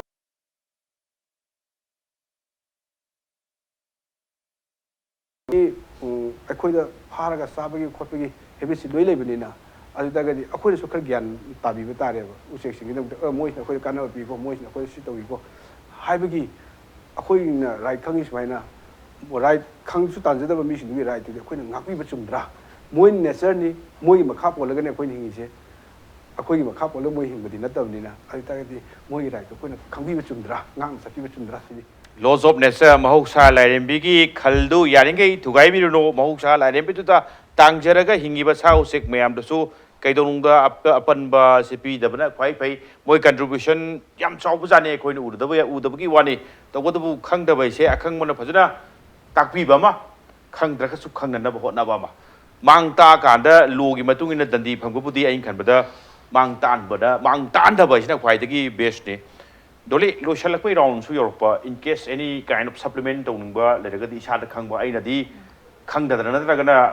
hang ba york ta ba se aingon da brain da yaw dri hang oi do ni ko aina hangak tra su doli na di ngangam ba da kana ne khang ba sing se khara thambiro aduga aina hangje to si wildlife photographer ba uche waya gi kari khak na ta ba da sa kai su york to ni ko baroina ꯃꯔꯨꯑꯣꯏꯅ ꯁꯥ ꯎꯆꯦꯛ ꯃꯥꯡꯈꯤꯕ ꯁꯥꯁꯨ ꯌꯥꯎꯕ ꯎꯆꯦꯛꯁꯨ ꯃꯥꯡꯈꯤꯕ ꯊꯥꯏꯅ ꯅꯥꯎꯔꯤ ꯀꯥꯞꯄꯩ ꯋꯥꯔꯤꯗꯤ ꯒꯟ ꯏꯌꯥꯔ ꯒꯟꯕꯨ ꯑꯣꯏꯔꯁꯨ ꯅꯥꯎꯔꯤꯕꯨ ꯑꯣꯏꯔꯁꯨ ꯁꯥꯃꯨ ꯆꯤꯡꯗ ꯉꯥꯛ ꯇꯥꯏꯅ ꯌꯥꯔꯣꯏꯗꯣꯏꯅꯤꯀꯣ ꯇꯝꯄꯥꯛꯁꯨ ꯌꯥꯝ ꯑꯩꯈꯣꯏ ꯃꯇꯨꯡ ꯏꯟꯅꯩꯅ ꯌꯥꯝ ꯆꯠꯂꯝꯃꯦꯕ ꯀꯥꯞꯄꯃꯛ ꯌꯥꯎꯗ꯭ꯔꯁꯨ ꯉꯁꯥꯏꯒꯤ ꯑꯣꯖꯥ ꯕ꯭ꯔꯖꯀꯨꯃꯥꯔ ꯃꯇꯨꯡ ꯏꯟꯅꯅ ꯆꯠꯄꯗꯣ ꯑꯗ ꯃꯣꯏꯅꯒ ꯀꯥꯞ ꯃꯈꯨꯠꯁꯨ ꯑꯩꯈꯣꯏ ꯃꯥꯡꯕꯗꯤ ꯈꯪꯄꯣꯠꯇꯦ ꯃꯈꯨꯠ ꯆꯨꯝꯃꯤꯅꯦ ꯑꯗꯨꯅꯦ ꯑꯩꯈꯣꯏ ꯎꯔꯤꯁꯤꯅꯦ ꯏꯁꯝ ꯁꯝꯅ ꯍꯥꯏꯔꯀꯥꯟꯗ ꯗꯣꯂꯤ ꯁꯥ ꯎꯆꯦꯛ ꯃꯥꯡꯈꯤꯕꯁꯦ ꯇꯁꯦꯡꯅ ꯀꯥꯞꯄꯗꯒꯤ ꯁꯤꯕꯗꯒꯤ ꯂꯣꯏ ꯃꯥꯡꯈꯤꯕ ꯑꯃ ꯅꯠꯇ꯭ꯔꯒꯅ ꯉꯁꯥꯏ ꯍꯥꯏꯕꯤꯕꯗꯣ ꯀꯥꯞꯇꯣꯔꯦꯕꯨ ꯍꯥꯏꯔꯗꯤ ꯐꯣꯇꯣ ꯀꯥꯞꯍꯧꯗ ꯑꯗꯨꯝ ꯀꯦꯃꯦꯔꯥ ꯊꯥꯡꯒꯠꯄꯗ ꯑꯗꯨꯝ ꯆꯦꯟꯕꯗꯣ ꯀꯤꯗꯅ ꯆꯦꯟꯈꯤꯕꯗꯩ ꯃꯥꯡꯈ꯭ꯔꯤꯔꯥ ꯍꯥꯏꯕꯒꯤ ꯑꯦꯔꯤꯌꯥ ꯑꯃ ꯑꯗꯨꯒ ꯗꯣꯂꯤ ꯁꯨꯝ ꯇꯥꯖꯕꯗ ꯄꯣꯂꯦꯟꯗ ꯂꯩꯕꯒꯤ ꯋꯥꯔꯤ ꯑꯃꯁꯨ ꯇꯥꯖꯔꯤ ꯃꯤꯒꯤ ꯂꯩꯕꯥꯛꯀꯤ ꯐꯣꯔꯦꯟꯒꯤ ꯂꯩꯔꯤꯕ ꯐꯤꯕꯝꯗꯣ ꯑꯩꯈꯣꯏ ꯂꯣꯏ ꯃꯇꯧ ꯇꯝꯁꯦꯗꯤ ꯌꯥꯗꯤ ꯌꯥꯔꯣꯏꯗꯣꯏꯅꯤꯀꯣ ꯈꯔ ꯑꯐꯕ ꯑꯗꯨꯒ ꯃꯇꯧ ꯇꯝꯕ ꯌꯥꯕ ꯁꯣꯐꯥꯔꯦꯁ ꯉꯁꯥꯏꯒꯤ ꯋꯥꯏꯜꯗ ꯂꯥꯏꯐ ꯄ꯭ꯔꯣꯇꯦꯛꯁꯟꯒꯤ ꯃꯇꯥꯡꯗ ꯃꯇꯧ ꯇꯝꯕ ꯌꯥꯕ ꯀꯔꯤ ꯂꯩꯍꯧꯒꯦ ꯁꯤ ꯍꯣꯏ ꯇꯥꯃꯣ ꯑꯩ ꯍꯥꯏꯖꯔꯛꯀꯦ ꯎꯆꯦꯛ ꯑꯍꯥꯟꯕꯒꯤ ꯎꯆꯦꯛꯁꯦ ꯀꯃꯥꯏꯅ ꯃꯥꯡꯈꯤꯕꯅꯣ ꯑꯁꯦꯡꯕꯗꯤ ꯑꯩꯈꯣꯏꯒꯤ ꯔꯦꯝꯄꯟ ꯍꯟꯇꯤꯡꯁꯤꯅꯦ ꯑꯣꯀꯦ ꯈ꯭ꯋꯥꯏ ꯎꯆꯦꯛ ꯃꯥꯡꯈꯤꯕ ꯍꯥꯏꯕꯁꯦꯀꯣ ꯑꯃꯨꯜ ꯐꯥꯜꯀꯟꯁꯨ ꯃꯉꯥꯏꯔꯦ ꯍꯧꯖꯤꯛ ꯅꯥꯒꯥꯂꯦꯟꯗ ꯈꯣꯅꯣꯃꯥꯒꯁꯦ ꯃꯣꯏꯅ ꯊꯤꯡꯈꯤꯕꯗꯒꯤ ꯍꯧꯖꯤꯛ ꯈꯣꯅꯣꯃꯥꯁꯦ ꯃꯌꯥꯝꯒꯤ ꯇꯨꯔꯤꯁ ꯑꯦꯇ꯭ꯔꯦꯛꯁꯟꯅꯤ ꯑꯣꯏꯅꯔꯤꯁꯦ ꯃꯇꯝ ꯑꯃꯗꯗꯤ ꯃꯣꯏꯗ ꯇꯨꯔꯤꯁ ꯂꯥꯛꯀꯥꯟꯁꯤꯗ ꯂꯝꯕꯤꯗ ꯌꯣꯜꯂꯝꯕꯁꯦ ꯂꯥꯛꯇꯅꯤꯀꯣ ꯑꯃꯨꯜ ꯐꯥꯜꯀꯟꯒꯤ ꯃꯥꯏꯒ꯭ꯔꯦꯁꯟ ꯃꯇꯝꯁꯤꯗ ꯎꯆꯦꯛꯁꯤ ꯐꯥꯔꯒ ꯎꯆꯦꯛꯁꯦ ꯍꯥꯜꯂꯀꯥꯟꯗ ꯃꯣꯏꯒꯤ ꯂꯥꯡ ꯑꯋꯥꯡꯕꯁꯦ ꯊꯥꯔꯀꯥꯟꯗ ꯂꯥꯡꯁꯤꯗ ꯄꯟꯕ ꯎꯆꯦꯛꯁꯦ ꯅꯣꯡꯃꯗ ꯂꯥꯛꯇ ꯍꯥꯠꯂꯤꯕꯅꯤ ꯑꯗꯨꯒꯤꯁꯦ ꯆꯍꯤ 4-5 ꯁꯨꯔꯦ ꯑꯗꯨꯗꯒꯤ ꯃꯣꯏꯅ ꯌꯣꯛꯈꯠꯈꯤꯕꯗꯒꯤ ꯍꯧꯖꯤꯛ ꯈꯣꯅꯣꯃꯥꯁꯦ ꯇꯨꯔꯤꯁ ꯑꯦꯇ꯭ꯔꯦꯛꯁꯟꯅꯤ ꯆꯍꯤ ꯈꯨꯗꯤꯡꯒꯤ ꯅꯕꯦꯝꯕꯔꯁꯤꯗꯒꯤ ꯅꯕꯦꯝꯕꯔ ꯗꯤꯁꯦꯝꯕꯔꯁꯦꯀꯣ ꯑꯗꯨꯃꯥꯏꯅ ꯇꯧꯗꯅ ꯁꯤꯔꯤꯕ ꯃꯌꯥꯝ ꯑꯩꯈꯣꯏ ꯃꯅꯤꯄꯨꯔꯗ ꯃꯥꯡꯈꯤꯕ ꯃꯌꯥꯝꯁꯦ ꯔꯦꯝꯄꯟ ꯍꯟꯇꯤꯡ ꯉꯥꯛꯇꯅꯦ ꯑꯌꯥꯝꯕꯅ ꯔꯦꯝꯄꯟ ꯍꯟꯇꯤꯡꯅꯦ ꯑꯗꯒꯤ ꯑꯩꯈꯣꯏꯒꯤ ꯂꯧ ꯍꯤꯗꯥꯛ ꯊꯥꯕ ꯁꯨꯝꯕ ꯆꯥꯕ ꯈꯣꯠꯄ ꯁꯨꯝꯕ ꯃꯌꯥꯝꯁꯦ ꯁꯤꯅ ꯑꯌꯥꯝꯕꯅ ꯃꯥꯡꯈꯤꯕꯅꯦ ꯑꯗꯣ ꯑꯩꯈꯣꯏꯅ ꯌꯣꯛꯈꯠꯇꯣꯔꯤꯁꯦ ꯀꯔꯤꯒꯤ ꯃꯔꯝꯒꯤ ꯌꯣꯛꯈꯠꯇꯣꯔꯤꯅꯣ ꯍꯥꯏꯕꯗ ꯑꯣꯖꯥꯁꯤꯡꯅꯁꯨ ꯄꯟꯕꯤꯈ꯭ꯔꯦ ꯎꯆꯦꯛꯁꯦ ꯑꯩꯈꯣꯏꯅ ꯑꯉꯥꯡ ꯑꯣꯏꯔꯤꯉꯩꯗ ꯍꯩ ꯔꯥꯁꯤꯡꯁꯦ ꯌꯥꯝ ꯄꯥꯜꯂꯝꯃꯤꯀꯣ ꯍꯥꯔ ꯌꯥꯎꯒꯦꯔꯥ ꯌꯥꯎꯔꯣꯏꯔꯥ ꯍꯩ ꯔꯥ ꯌꯥꯝ ꯄꯥꯜꯂꯤ ꯄꯨꯡꯗꯣꯟ ꯄꯥꯜꯂꯤ ꯌꯥꯝꯅ ꯑꯗꯩ ꯍꯩꯅꯧ ꯄꯥꯜꯂꯤ ꯍꯧꯖꯤꯛ ꯍꯩꯅꯧ ꯄꯥꯟꯕ ꯄꯨꯡꯗꯣꯟ ꯄꯥꯟꯕ ꯎ ꯄꯥꯝꯕꯤ ꯑꯃꯗ ꯃꯥꯒꯤ ꯀꯩꯅꯣꯁꯦ ꯍꯥꯏꯇꯥꯔꯦ ꯐꯔꯇꯤꯂꯤꯇꯤ ꯔꯦꯠꯁꯦ ꯅꯦꯝꯃꯦꯕ ꯄꯥꯜꯂꯤꯕ ꯄꯣꯠꯁꯦ ꯌꯥꯝꯈꯤꯗ꯭ꯔꯦ ꯊꯥꯏꯅ ꯄꯥꯜꯂꯝꯕ ꯑꯗꯨꯃꯥꯏꯅ ꯑꯗꯩ ꯎꯁꯦ ꯌꯥꯝꯅ ꯃꯍꯩ ꯄꯥꯜꯂꯝꯕꯁꯦ ꯄꯥꯜꯂꯛꯈꯤꯗꯕ ꯃꯁꯤ ꯀꯩ ꯃꯔꯝꯒꯤꯅꯣ ꯍꯥꯏꯕꯗ ꯎꯆꯦꯛꯁꯤꯡꯁꯤꯅꯁꯨ ꯄꯣꯂꯤꯅꯦꯁꯟꯁꯤꯗ ꯍꯦꯜꯞ ꯇꯧꯋꯦꯕ ꯎꯆꯦꯛꯁꯤꯡꯁꯤꯅ ꯑꯩꯈꯣꯏꯒꯤ ꯁꯟꯕꯔꯠ ꯀꯥꯏꯁꯦ ꯂꯩꯔꯤꯕꯁꯤꯡꯁꯦ ꯎꯆꯦꯛꯁꯤꯅ ꯃꯣꯏꯅ ꯀꯃꯥꯏꯅ ꯇꯧꯒꯦꯗ ꯄꯥꯜꯂꯛꯏꯕ ꯂꯩꯁꯤꯗ ꯃꯆꯤꯟ ꯑꯁꯥꯡꯕꯁꯦ ꯑꯃꯨꯛ ꯊꯤꯡꯖꯜꯂꯨꯕ ꯑꯗꯩ ꯄꯣꯂꯦꯟꯁꯦ ꯑꯃꯨꯛ ꯄꯨꯊꯣꯔꯛꯄ ꯑꯃꯗ ꯑꯃꯨꯛ ꯊꯤꯡꯖꯟꯕ ꯑꯗꯨꯃꯥꯏꯅ ꯇꯧꯗꯅ ꯃꯣꯏꯅ ꯄꯣꯂꯤꯅꯦꯁꯟꯁꯦ ꯍꯦꯜꯞ ꯇꯧꯔ ꯃꯇꯨꯡꯗ ꯎ ꯄꯥꯝꯕꯤ ꯍꯥꯏꯁꯤꯗꯤ ꯃꯣꯏꯅ ꯄꯣꯂꯤꯅꯦꯠ ꯃꯁꯥꯅ ꯇꯧꯖꯕ ꯉꯝꯕ ꯅꯠꯇꯦ ꯃꯣꯏꯗꯤ ꯗꯤꯄꯦꯟ ꯇꯧꯔꯀꯥꯟꯗ ꯕꯔꯠꯇ ꯑꯗꯨ ꯅꯠꯇ꯭ꯔꯒ ꯕꯤꯁꯇ ꯗꯤꯄꯦꯟ ꯇꯧꯔꯀꯥꯟda ꯄꯣꯂꯤꯅꯦꯁꯟꯁꯦ ꯇꯧꯔꯀꯥꯟꯗ ꯑꯗꯨꯒꯤ ꯃꯇꯨꯡꯗ ꯊꯣꯛꯂꯛꯀꯗꯣꯔꯤꯕꯅꯤ ꯑꯩꯈꯣꯏꯒꯤ ꯍꯩ ꯔꯥ ꯐ꯭ꯔꯨꯠꯁꯤꯡꯁꯤꯗꯤꯀꯣ ꯑꯗꯨ ꯇꯧꯅꯕ ꯃꯣꯏꯅ ꯗꯤꯄꯦꯟ ꯇꯧꯖꯔꯤꯕ ꯄꯣꯠꯁꯤꯡꯁꯦ ꯑꯩꯈꯣꯏꯅ ꯍꯥꯠꯂꯒꯗꯤ ꯑꯩꯈꯣꯏꯒꯤ ꯀꯩꯅꯣꯗ ꯕꯔꯠ ꯈꯛꯇꯪꯁꯨ ꯅꯠꯇꯦ ꯕꯤꯁꯤꯁꯨ ꯃꯥꯡꯊꯔꯛꯏꯅꯤ ꯑꯩꯈꯣꯏꯒꯤ ꯊꯥꯏꯅ ꯂꯩꯔꯝꯕ ꯑꯩꯈꯣꯏꯒꯤ ꯕꯤ ꯃꯌꯥꯝꯁꯦ ꯃꯥꯡꯊꯔꯛꯏꯕ ꯃꯌꯥꯝꯁꯤꯗꯒꯤ ꯁꯨꯃꯥꯏꯅ ꯑꯩꯈꯣꯏꯅ ꯐꯔꯇꯤꯂꯥꯏꯖꯔ ꯆꯥꯏꯕ ꯈꯣꯠꯄ ꯃꯌꯥꯝꯁꯤꯗꯒꯤ ꯃꯥꯡꯊꯔꯛꯏꯕꯅꯤ ꯑꯗꯨꯅ ꯃꯣꯏ ꯃꯌꯥꯝꯁꯤꯅ ꯍꯦꯜꯞ ꯇꯧꯗ꯭ꯔꯒꯗꯤ ꯃꯇꯝ ꯑꯃꯗ ꯑꯩꯈꯣꯏ ꯍꯩ ꯔꯥꯁꯦ ꯑꯃꯨꯛ ꯆꯥ ꯐꯪꯉꯣꯏꯗꯣꯔꯤꯕꯅꯤ ꯑꯗꯩ ꯑꯗꯨꯒꯤ ꯃꯊꯛꯇ ꯑꯩꯈꯣꯏꯅ ꯂꯧꯎꯕ ꯃꯌꯥꯝꯅ ꯇꯤꯟ ꯇꯥꯔꯦꯅ ꯇꯤꯟꯗ ꯑꯩꯈꯣꯏꯒꯤ ꯐꯔꯇꯤꯂꯥꯏꯖꯔ ꯆꯥꯔꯤꯕꯁꯦ ꯇꯤꯟ ꯍꯥꯠꯅꯕ ꯏꯟꯁꯦꯛꯇꯤꯁꯥꯏꯠ ꯆꯥꯔꯤꯕꯁꯦ ꯎꯆꯦꯛꯁꯦ ꯃꯌꯥꯝꯁꯦ ꯂꯩꯔꯗꯤ ꯑꯗꯨ ꯆꯥꯏꯐꯝ ꯊꯣꯛꯇꯦꯕ ꯎꯆꯦꯛꯁꯤꯡꯁꯤꯅ ꯂꯥꯛꯑꯒ ꯆꯥꯔꯤꯕꯁꯤ ꯃꯥꯒꯤ ꯑꯩꯈꯣꯏꯒꯤ ꯊꯥꯔꯤꯕ ꯄꯣꯠꯇꯣ ꯅꯠꯇꯦꯕ ꯑꯗꯨꯗ ꯇꯣꯡꯉꯤꯕ ꯀꯩꯅꯣꯁꯤ ꯇꯤꯟ ꯀꯥꯡꯁꯤꯅꯦꯕ ꯎꯆꯦꯛꯁꯤꯅ ꯆꯥꯔꯤꯁꯦ ꯒ꯭ꯔꯥꯁ ꯍꯣꯄꯔꯗꯒꯤ ꯑꯗꯒꯤ ꯇꯤꯟ ꯀꯥꯡ ꯑꯩꯈꯣꯏꯒꯤ ꯃꯩꯇꯩꯔꯣꯟꯗꯗꯤ ꯀꯩ ꯀꯧꯕꯅꯣ ꯈꯪꯗ꯭ꯔꯦꯀꯣ ꯋꯥꯔꯝꯁ ꯃꯌꯥꯝ ꯑꯃ ꯑꯩꯈꯣꯏꯒꯤ ꯀꯥꯔꯛꯏꯕ ꯃꯌꯥꯝꯁꯤꯅꯦꯕ ꯆꯥꯔꯤꯁꯦ ꯑꯗꯨꯅ ꯃꯣꯏꯅ ꯍꯦꯜꯞ ꯇꯧꯔꯤꯕꯅꯦꯕ ꯑꯩꯈꯣꯏꯗꯗꯤ ꯎꯆꯦꯛꯁꯤꯡꯁꯦ ꯁꯨꯝ ꯁꯤꯈꯤꯕꯗꯩꯗꯤ ꯇꯤꯟ ꯀꯥꯡꯁꯦ ꯁꯨꯝ ꯍꯦꯟꯒꯠꯂꯛꯑꯦ ꯇꯤꯟ ꯀꯥꯡꯁꯦ ꯁꯨꯝ ꯎꯆꯤ ꯍꯦꯟꯒꯠꯂꯛꯑꯦ ꯎꯆꯤꯁꯤꯡꯁꯦ ꯀꯩꯒꯤ ꯍꯦꯟꯒꯠꯂꯛꯏꯅꯣ ꯍꯥꯏꯕꯗ ꯑꯩꯈꯣꯏ ꯎꯆꯦꯛꯇꯁꯨ ꯑꯩꯈꯣꯏ ꯎꯃꯥꯏꯕꯤꯒ ꯍꯥꯏꯕꯒꯤ ꯖꯥꯠꯁꯤꯗ ꯔꯥꯞꯇꯔ ꯀꯧꯏ ꯑꯩꯈꯣꯏ ꯏꯪꯂꯤꯁꯇꯗꯤ ꯃꯣꯏꯒꯤ ꯐꯦꯃꯤꯂꯤꯁꯦꯀꯣ ꯃꯣꯏꯁꯤꯡꯁꯤꯅ ꯃꯊꯛꯇ ꯄꯥꯏꯔꯒ ꯎꯆꯤꯁꯤꯡꯁꯦ ꯍꯥꯠꯂ ꯆꯥꯔꯤꯕꯅꯤ ꯑꯗꯨ ꯁꯨꯝ ꯂꯩꯔꯛꯇ꯭ꯔꯒꯗꯤ ꯎꯆꯤꯒꯤ ꯄꯣꯄꯨꯂꯦꯁꯟꯁꯦ ꯍꯦꯟꯒꯠꯄ ꯇꯥꯕꯅꯤ ꯇꯤꯟ ꯀꯥꯡꯒꯤ ꯄꯣꯄꯨꯂꯦꯁꯟꯁꯦ ꯍꯦꯟꯒꯠꯂꯛꯄ ꯇꯥꯕꯅꯤꯀꯣ ꯁꯤꯅ ꯁꯨꯝ ꯍꯦꯟꯒꯠꯂꯒꯗꯤ ꯃꯁꯤ ꯑꯃꯨꯛ ꯍꯥꯠꯅꯕ ꯍꯣꯠꯅꯕꯗ ꯑꯩꯈꯣꯏꯅ ꯑꯃꯨꯛ ꯏꯟꯁꯦꯛꯇꯤꯁꯥꯏꯠ ꯑꯃꯨꯛ ꯁꯤꯖꯤꯟꯅꯕ ꯃꯁꯤꯅ ꯑꯃꯨꯛ ꯐꯠꯇꯕꯁꯦ ꯃꯤꯑꯣꯏꯕꯗꯁꯨ ꯐꯠꯇꯦ ꯂꯝꯗꯨꯗꯁꯨ ꯐꯠꯇꯦ ꯂꯝꯁꯨ ꯃꯥꯡꯍꯜꯂꯤ ꯃꯤꯗꯁꯨ ꯃꯥꯡꯍꯜꯂꯤ ꯑꯅꯥꯕ ꯃꯌꯥꯝ ꯑꯃ ꯄꯣꯔꯛꯏ ꯑꯗꯨꯅ ꯃꯁꯤ ꯑꯃꯔꯣꯝꯗ ꯍꯥꯏꯔꯒꯗꯤ ꯑꯩꯈꯣꯏꯅ ꯇꯧꯕ ꯉꯥꯛꯇꯅꯦꯕ ꯃꯤꯑꯣꯏꯕꯁꯤꯅ ꯃꯥꯡꯍꯟꯕ ꯍꯥꯏꯁꯦ ꯃꯤꯑꯣꯏꯕꯁꯤꯅ ꯂꯣꯏ ꯇꯧꯔꯛꯄ ꯉꯥꯛꯇꯅꯤꯀꯣ ꯑꯗꯒꯤ ꯑꯃ ꯄꯟꯖꯒꯗꯧꯕꯁꯤꯅ ꯐꯣꯔꯦꯟꯗꯒꯤ ꯇꯝꯕ ꯍꯥꯏꯕꯁꯦ ꯐꯣꯔꯦꯟꯁꯤꯡꯁꯤꯁꯨ ꯐꯣꯔꯦꯟꯒꯤ ꯂꯩꯕꯥꯛꯁꯤꯡꯁꯤꯁꯨ ꯃꯣꯏꯁꯨ ꯍꯟꯇꯤꯡ ꯍꯥꯏꯁꯦ ꯌꯥꯝ ꯇꯧꯔꯝꯃꯦ ꯀꯩꯅꯣꯗ ꯃꯣꯏꯁꯨ ꯑꯃꯔꯣꯝꯗꯗꯤ ꯔꯦꯝꯄꯥꯟ ꯑꯣꯏꯅ ꯍꯟꯇꯤꯡ ꯇꯧꯔꯝꯃꯤꯀꯣ ꯑꯗꯨꯒ ꯃꯣꯏꯒꯤꯅ ꯂꯣ ꯁꯦꯝꯈ꯭ꯔꯒ ꯁꯠ ꯂꯥꯎꯅ ꯇꯣꯛꯈꯤꯕꯁꯦ ꯌꯣꯛꯈꯠꯈꯤꯕ ꯁꯤꯡꯕꯁꯦ ꯃꯣꯏꯅ ꯍꯥꯟꯈꯤꯕ ꯂꯣ ꯁꯦꯝꯃꯒꯗꯤ ꯂꯣ ꯑꯦꯕꯥꯏꯠ ꯇꯧꯕ ꯑꯩꯈꯣꯏꯒꯤ ꯏꯟꯗꯤꯌꯥꯗꯗꯤ ꯃꯅꯤꯄꯨꯔ ꯈꯛꯇꯪꯒꯤ ꯅꯠꯇꯦ ꯏꯟꯗꯤꯌꯥꯗꯗꯤ ꯂꯣ ꯁꯦꯝꯃꯁꯨ ꯑꯩꯈꯣꯏꯗꯤ ꯂꯣꯁꯦ ꯀꯃꯥꯏꯅ ꯃꯁꯤ ꯂꯣꯁꯦ ꯊꯨꯒꯥꯏꯒꯗꯒꯦ ꯍꯥꯏꯕꯁꯤꯅ ꯍꯥꯟꯅ ꯈꯜꯂꯦꯕ ꯂꯣ ꯊꯨꯒꯥꯏꯔꯒ ꯑꯩ ꯇꯧ ꯉꯝꯕꯅꯦ ꯁꯤ ꯎꯠꯅꯤꯡꯕ ꯑꯗꯨꯏ ꯆꯠꯅꯕꯤ ꯑꯃ ꯂꯩꯔꯤꯅꯤ ꯄꯣꯂꯤꯁꯤ ꯑꯃ ꯁꯦꯝꯃꯦ ꯍꯥꯏꯔꯗꯤ ꯃꯁꯤ ꯀꯃꯥꯏꯅ ꯊꯨꯒꯥꯏꯁꯤꯒꯦ ꯃꯁꯤ ꯍꯥꯟꯅ ꯈꯟꯅꯩꯕ ꯑꯗꯒꯤ ꯑꯗꯨꯒ ꯃꯤ ꯂꯝꯗꯅ ꯂꯣ ꯑꯃ ꯁꯦꯝꯃꯦ ꯍꯥꯏꯗꯤ ꯂꯣꯁꯦ ꯉꯥꯛꯄ ꯂꯣ ꯑꯦꯕꯥꯏꯗꯤꯡ ꯁꯤꯇꯤꯖꯟ ꯍꯥꯏꯁꯦ ꯌꯥꯝꯅ ꯆꯨꯝꯃꯦꯕ ꯑꯩꯈꯣꯏ ꯁ꯭ꯋꯥꯏꯗꯗꯤ ꯀꯔꯤꯝꯇ ꯂꯣ ꯍꯥꯏꯁꯦ ꯏꯔꯥꯏ ꯂꯥꯏꯕ ꯂꯣꯗ ꯑꯩꯈꯣꯏ ꯌꯨꯝꯗ ꯁꯨꯃꯥꯏꯅ ꯄꯣꯠ ꯆꯩꯁꯦ ꯆꯥꯏꯊꯣꯛꯄꯤꯒꯅꯨ ꯈꯣꯠꯅꯨ ꯃꯄꯥꯟꯗ ꯄꯣꯂꯤꯊꯤꯟ ꯆꯥꯏꯊꯣꯛꯄꯤꯒꯅꯨ ꯍꯥꯏꯁꯦ ꯀꯅꯥꯝ ꯌꯥꯗꯦꯕꯀꯣ ꯑꯗꯨꯝ ꯍꯦꯛꯇ ꯆꯥꯏꯊꯣꯛꯑꯃ ꯆꯠꯈꯤ ꯑꯗꯨ ꯏꯟꯚꯥꯏꯔꯟꯃꯦꯟ ꯁꯦꯞ ꯇꯧꯁꯤ ꯈꯣꯠꯁꯤ ꯑꯗꯨ ꯑꯩꯈꯣꯏ ꯁꯤ ꯃꯅꯤꯄꯨꯔꯗ ꯃꯉꯥꯏ ꯏꯟꯗꯤꯌꯥꯗ ꯃꯉꯥꯏ ꯇꯧꯔꯤꯁꯦ ꯐꯣꯔꯦꯟ ꯌꯧꯔꯗꯤ ꯀꯅꯥꯝ ꯆꯥꯏꯊꯣꯛꯇꯦꯕꯗꯣ ꯃꯤ ꯂꯝꯗꯨꯗꯗꯤ ꯑꯩꯈꯣꯏ ꯃꯤꯒꯤ ꯂꯝꯗꯨꯗꯗꯤ ꯑꯩꯈꯣꯏ ꯃꯣꯏꯒꯤ ꯂꯣꯗ ꯑꯦꯕꯥꯏ ꯇꯧꯔꯤꯕ ꯇꯧꯁꯟꯅꯔꯒꯁꯨ ꯃꯤꯒꯤ ꯂꯝꯗꯨꯗꯗꯤ ꯂꯣꯗ ꯑꯦꯕꯥꯏ ꯇꯧꯔꯤ ꯑꯩꯈꯣꯏꯒꯤ ꯏꯔꯝꯗ ꯇꯧꯁꯦꯕ ꯃꯗꯣ ꯃꯤ ꯂꯝꯗꯨꯗ ꯇꯧꯕ ꯑꯗꯨꯃꯥꯏꯅ ꯑꯩꯈꯣꯏ ꯏꯔꯝꯁꯨ ꯇꯧꯁꯦ ꯑꯩꯈꯣꯏ ꯏꯔꯝꯁꯦ ꯀꯟꯁꯦꯕ ꯃꯗꯨ ꯈꯟꯅꯕ ꯑꯃ ꯊꯣꯛꯑꯦ ꯈꯟꯅꯕ ꯑꯃ ꯊꯣꯛꯑꯦ ꯑꯗ ꯑꯩꯅ ꯑꯐꯕ ꯊꯕꯛꯁꯦ ꯂꯣ ꯑꯦꯕꯥꯏ ꯔꯥꯎꯟꯁꯤꯗꯤ ꯗꯣꯂꯤ ꯃꯊꯪ ꯔꯥꯎꯟꯁꯤ ꯅꯪꯗꯣꯏꯔ ꯅꯪꯉꯣꯏꯗꯣꯏꯔ ꯈꯪꯗꯕ ꯑꯗꯨꯒ ꯗꯣꯂꯤꯅ ꯃꯗꯨꯋꯥꯏꯗꯣ ꯑꯦꯛꯁꯄ꯭ꯂꯦꯅꯦꯁꯟ ꯇꯧꯔꯝꯃꯒꯗꯤ ꯐꯗꯣꯔꯤꯕ ꯑꯩꯈꯣꯏꯅ ꯁꯨꯝ ꯎꯕ ꯇꯥꯕꯗ ꯎꯔꯨꯕꯗꯤ ꯇꯥꯕꯅꯦ ꯃꯔꯣꯝꯗ ꯍꯥꯏꯔꯒ ꯑꯩꯈꯣꯏꯅ ꯂꯥꯃꯩ ꯊꯥꯕꯒꯨꯝꯕ ꯑꯗꯒꯤ ꯀꯩ ꯍꯥꯏꯇꯥꯔꯦ ꯂꯧꯒꯤ ꯀꯔꯤꯒꯤ ꯄꯩꯈꯠꯂꯀꯥꯟꯗ ꯐꯨꯝ ꯃꯩ ꯊꯥꯕꯒꯨꯝꯕ ꯀꯥꯟꯗ ꯃꯤꯒꯣꯏꯗꯁꯨ ꯃꯤꯒꯤ ꯀꯩꯅꯣꯗ ꯁꯨꯝ ꯌꯦꯡꯀꯥꯟꯗ ꯃꯃꯥ ꯑꯃꯅ ꯃꯆꯥ ꯎꯅꯔꯝꯗꯥꯏ ꯑꯗꯒꯤ ꯃꯆा ꯄꯣꯛꯑꯝꯗꯥꯏ ꯁꯤ ꯌꯥꯝꯅ ꯀꯩ ꯍꯥꯏꯇꯥꯔꯦ ꯌꯥꯝꯅ ꯅꯨꯡꯁꯤꯅꯤꯡꯉꯥꯏ ꯑꯣꯏꯕ ꯀꯩꯅꯣ ꯍꯥꯏꯇꯥꯔꯦ ꯁꯥ ꯎꯆꯦꯛꯇꯁꯨ ꯍꯥꯏꯔꯒ ꯃꯔꯨꯝ ꯀꯣꯛꯑꯝꯗꯥꯏ ꯃꯆꯥ ꯄꯣꯛꯑꯝꯗꯥꯏꯁꯦ ꯀꯔꯤꯒꯨꯝꯕ ꯀꯥꯟꯗ ꯃꯤꯒꯤ ꯃꯍꯨꯝ ꯁꯥꯖꯔꯒ ꯃꯔꯨꯝ ꯀꯣꯛꯑꯝꯗꯥꯏꯗꯨ ꯊꯥꯗꯣꯛꯄꯤꯕꯗ ꯌꯥꯎꯈꯤꯕꯒꯤ ꯋꯥꯔꯤꯁꯨ ꯑꯗꯨꯝ ꯊꯦꯡꯅꯕ ꯃꯗꯨꯋꯥꯏꯗꯨ ꯈꯤꯇꯪ ꯌꯥꯝꯅ ꯆꯨꯝꯃꯦ ꯑꯗꯨ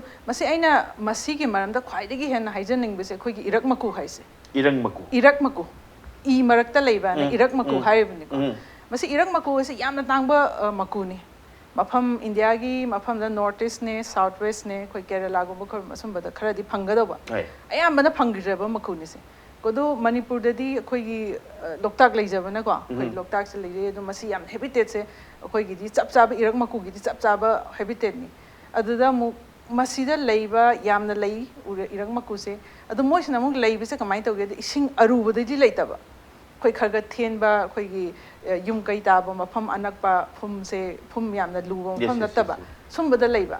ꯑꯗ ꯃꯣꯏ ꯃꯆꯥ ꯄꯣꯛꯄꯒꯤ ꯃꯣꯏꯒꯤ ꯅꯦꯁꯇꯤꯡ ꯄꯤꯔꯤꯌꯠꯁꯦ ꯍꯥꯏꯇꯥꯔꯦ ꯍꯧꯕꯁꯦ ꯑꯣꯛꯇꯣꯕꯔ ꯑꯦꯟ ꯑꯗꯨꯋꯥꯏꯗꯒꯤ ꯍꯧꯕꯁꯤꯅ ꯐꯦꯕ꯭ꯔꯨꯋꯥꯔꯤ ꯑꯦꯟ ꯃꯥꯔꯆ ꯑꯗꯨꯋꯥꯏꯐꯥꯎꯁꯦ ꯃꯣꯏꯁꯦ ꯅꯦꯁꯇꯤꯡ ꯇꯧꯕ ꯑꯗꯒꯤ ꯏꯟꯀ꯭ꯌꯨꯕꯦꯠ ꯇꯧꯕꯁꯦ ꯑꯗꯨꯃꯥꯏꯅ ꯇꯧꯋꯦ ꯃꯆꯥꯁꯦ ꯍꯥꯏꯐꯦꯠ ꯄꯥꯏꯕ ꯉꯝꯕ ꯈꯣꯠꯄ ꯁꯨꯃꯥꯏꯅ ꯇꯧꯕꯁꯦ ꯑꯗ ꯏꯔꯛ ꯃꯀꯨ ꯍꯥꯏꯁꯦ ꯃꯆꯥꯁꯦ 4ꯗꯩꯅ 5ꯐꯥꯎ ꯄꯣꯛꯑꯦ ꯃꯣꯏꯁꯦ ꯏꯔꯛ ꯃꯀꯨ ꯄꯦꯌꯔ ꯑꯃꯅ ꯑꯗꯨ ꯃꯁꯤꯒꯤ ꯃꯇꯝꯁꯤꯗ ꯃꯣꯏꯅ ꯏꯟꯀ꯭ꯌꯨꯕꯦꯠ ꯇꯧꯖꯕ ꯅꯦꯁꯇꯤꯡ ꯇꯧꯖꯕ ꯃꯇꯝꯁꯤꯗ ꯆꯞ ꯃꯥꯟꯅꯅ ꯑꯩꯈꯣꯏꯒꯤ ꯂꯧ ꯎꯕ ꯃꯌꯥꯝꯁꯤꯅ ꯑꯗꯒꯤ ꯐꯨꯝꯗ ꯗꯤꯄꯦꯟ ꯇꯧꯔꯒ ꯂꯩꯔꯤꯕ ꯑꯩꯈꯣꯏꯒꯤ ꯐꯥꯔꯃꯔ ꯃꯌꯥꯝꯁꯤꯅ hinjang napi thiba chatpa de adudi kharabu phagre hinjang napi thi chapda thengnadana kiba karibo khar nan thokpa amaduna di mapi duni masa to kola leini chatlu yadaba kaina do moi di sanga oraga su moi di masa sa yam nuksiba chatlu yade kaina he phubi bagum to masi de thinboy kai bo he tawdana hatpiba moi na chagen hunting tawbudi natraga su adagi adugi mathakta phum mai thaba yes phum mai thaba matamsida mi gi macha on da ngai ba pai ba ngam dri sin do loi halle aduna masi tawbidana ba matam hoigi sigi chapcha ba matam sa mai thaba khotpa se khara thingbina ba haitare aduga phum mai na khoi mayai da loktang mayai da ta ba phum da nate ujiki leidori ba irakma ko haise mapan da then ba phum sing se aduna masi khoi amta conserve tawsi masi tawraga di irakma ku se Manipur gi amarom da di matam amda moi khoi gi Manipur gi symbol oina ga su tawba yadori ba using tourism gi kari su tourist kangulu sam etek uga da at the same time na hangai khang da na tawbo rongani aduna hujikti khara khangminaraga yaringai moidu tate toy to wirno mai thabur su mai tharam dai da chamara khalu aina thadori ba phum sina aina thadori ba jaga ta kari kari lerem goda ge si kitang khanmina si haibegi area duni Brajakumar matam di loji loishalaba tawdu ojada loishandori ba in tawdu so aduga maruina marudi usi ngaktai natabada uwasu kanba adagi maruina mahi marong paliba singse even lowgi lowdu akoina uchek to hapi tin ta salakpugi tin du dagi ngak thokna bane insecticide ki wafam ama kitang swai kitang nan thokna bhaip tai siki threat mayam sidagi siki polums dagi nan thokna si kari upai no sini developmental process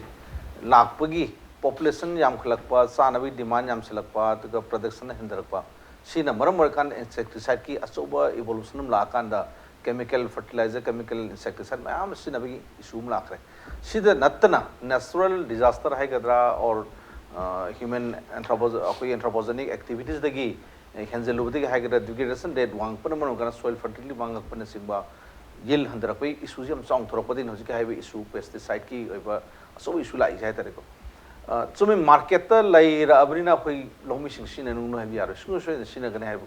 अदु कम तो न शिंग करते के हम कम तो न शिंग हल्ले के है भी number one education में हम दरकार है. Secondly कोई policy में यामना irrigation कोई agricultural policy में तो और कान में शिंग नदन में की मसाक हंदन बमा ताई पता बमा संग है ना ये थम जनिए उनका कम तो वो policy कम तो शिंग करते के है करते कोई ना market policies de लाइफ से insecticides तो लाइरी पे insecticide खुद में my level मरी से blue level की insecticide, green level, yellow level and red level मरी की insecticide and pesticide तो इसे कोई market तो इसे वर्ल्ड में ना सीखिए कोई every packet insecticide packet लो ये एक पने दो कोई half triangle लम्बा blank और का half triangle लम्बा ना हाई color मरी जिसमें तब सोई सिलंग वनी दो अगर green pesticide सिंगसी अदु खंग toxicity से याम दे है तारे माजे retain तो वो हमें green insecticide खंग नहीं कोई ना तारे मान ममल खरी याम जब आने कोई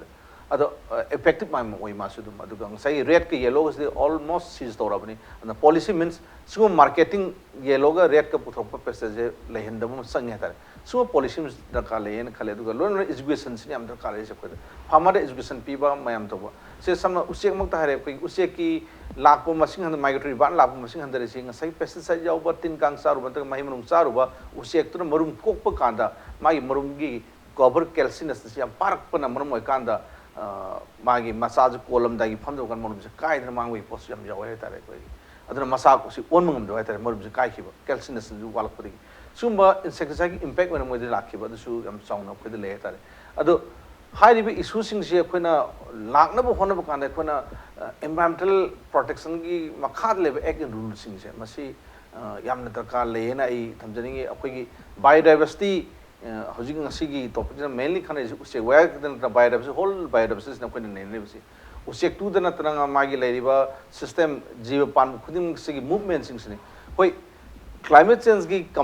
मखादा अपने habitat मांग पगी से असाबे हेंगल अपना साबदे ले नंबर जीव लेबंग हम तना कोई की अयिंग बजाका चेन के बगी shifting तो कितना migratory तो कितना मखलम ने तो का extinct तो की बहब से extinct है दी worlds दी मांग की बपोसिदाइन मांग की को कोई $2 में दो मांग की को सुबह extinct तो बस दी compulsory तो उगनी तो बदी अदु मांग रेट से हंदन बदली में कोई consensus में अखोना extinction की रेट से हंदन बात है every कोई पुंग पुंगी species अहुम से मांग है ने मुझे worlds दी any कोई species means flora वगैरह fauna वगैरह अदर species अहुम से पुंग थिंग मांग से लगा थी एक कोई की system से लाइरी बस अनुभव सु लागतो नहीं introduction तो रखतो नहीं से ममई सांगरों पे आई मतलब कि मसानी हम लोग पे दूँगा different formation थोड़ा पद याई तो मुझे मतलब कि extinction से रहती है लेने में खुद को अदर सिग extinction से मैं नहीं ना मतलब international last तारीख से अपना सुबह extinction रेट से human activities anthropogenic activities हम हेले हाई बने वो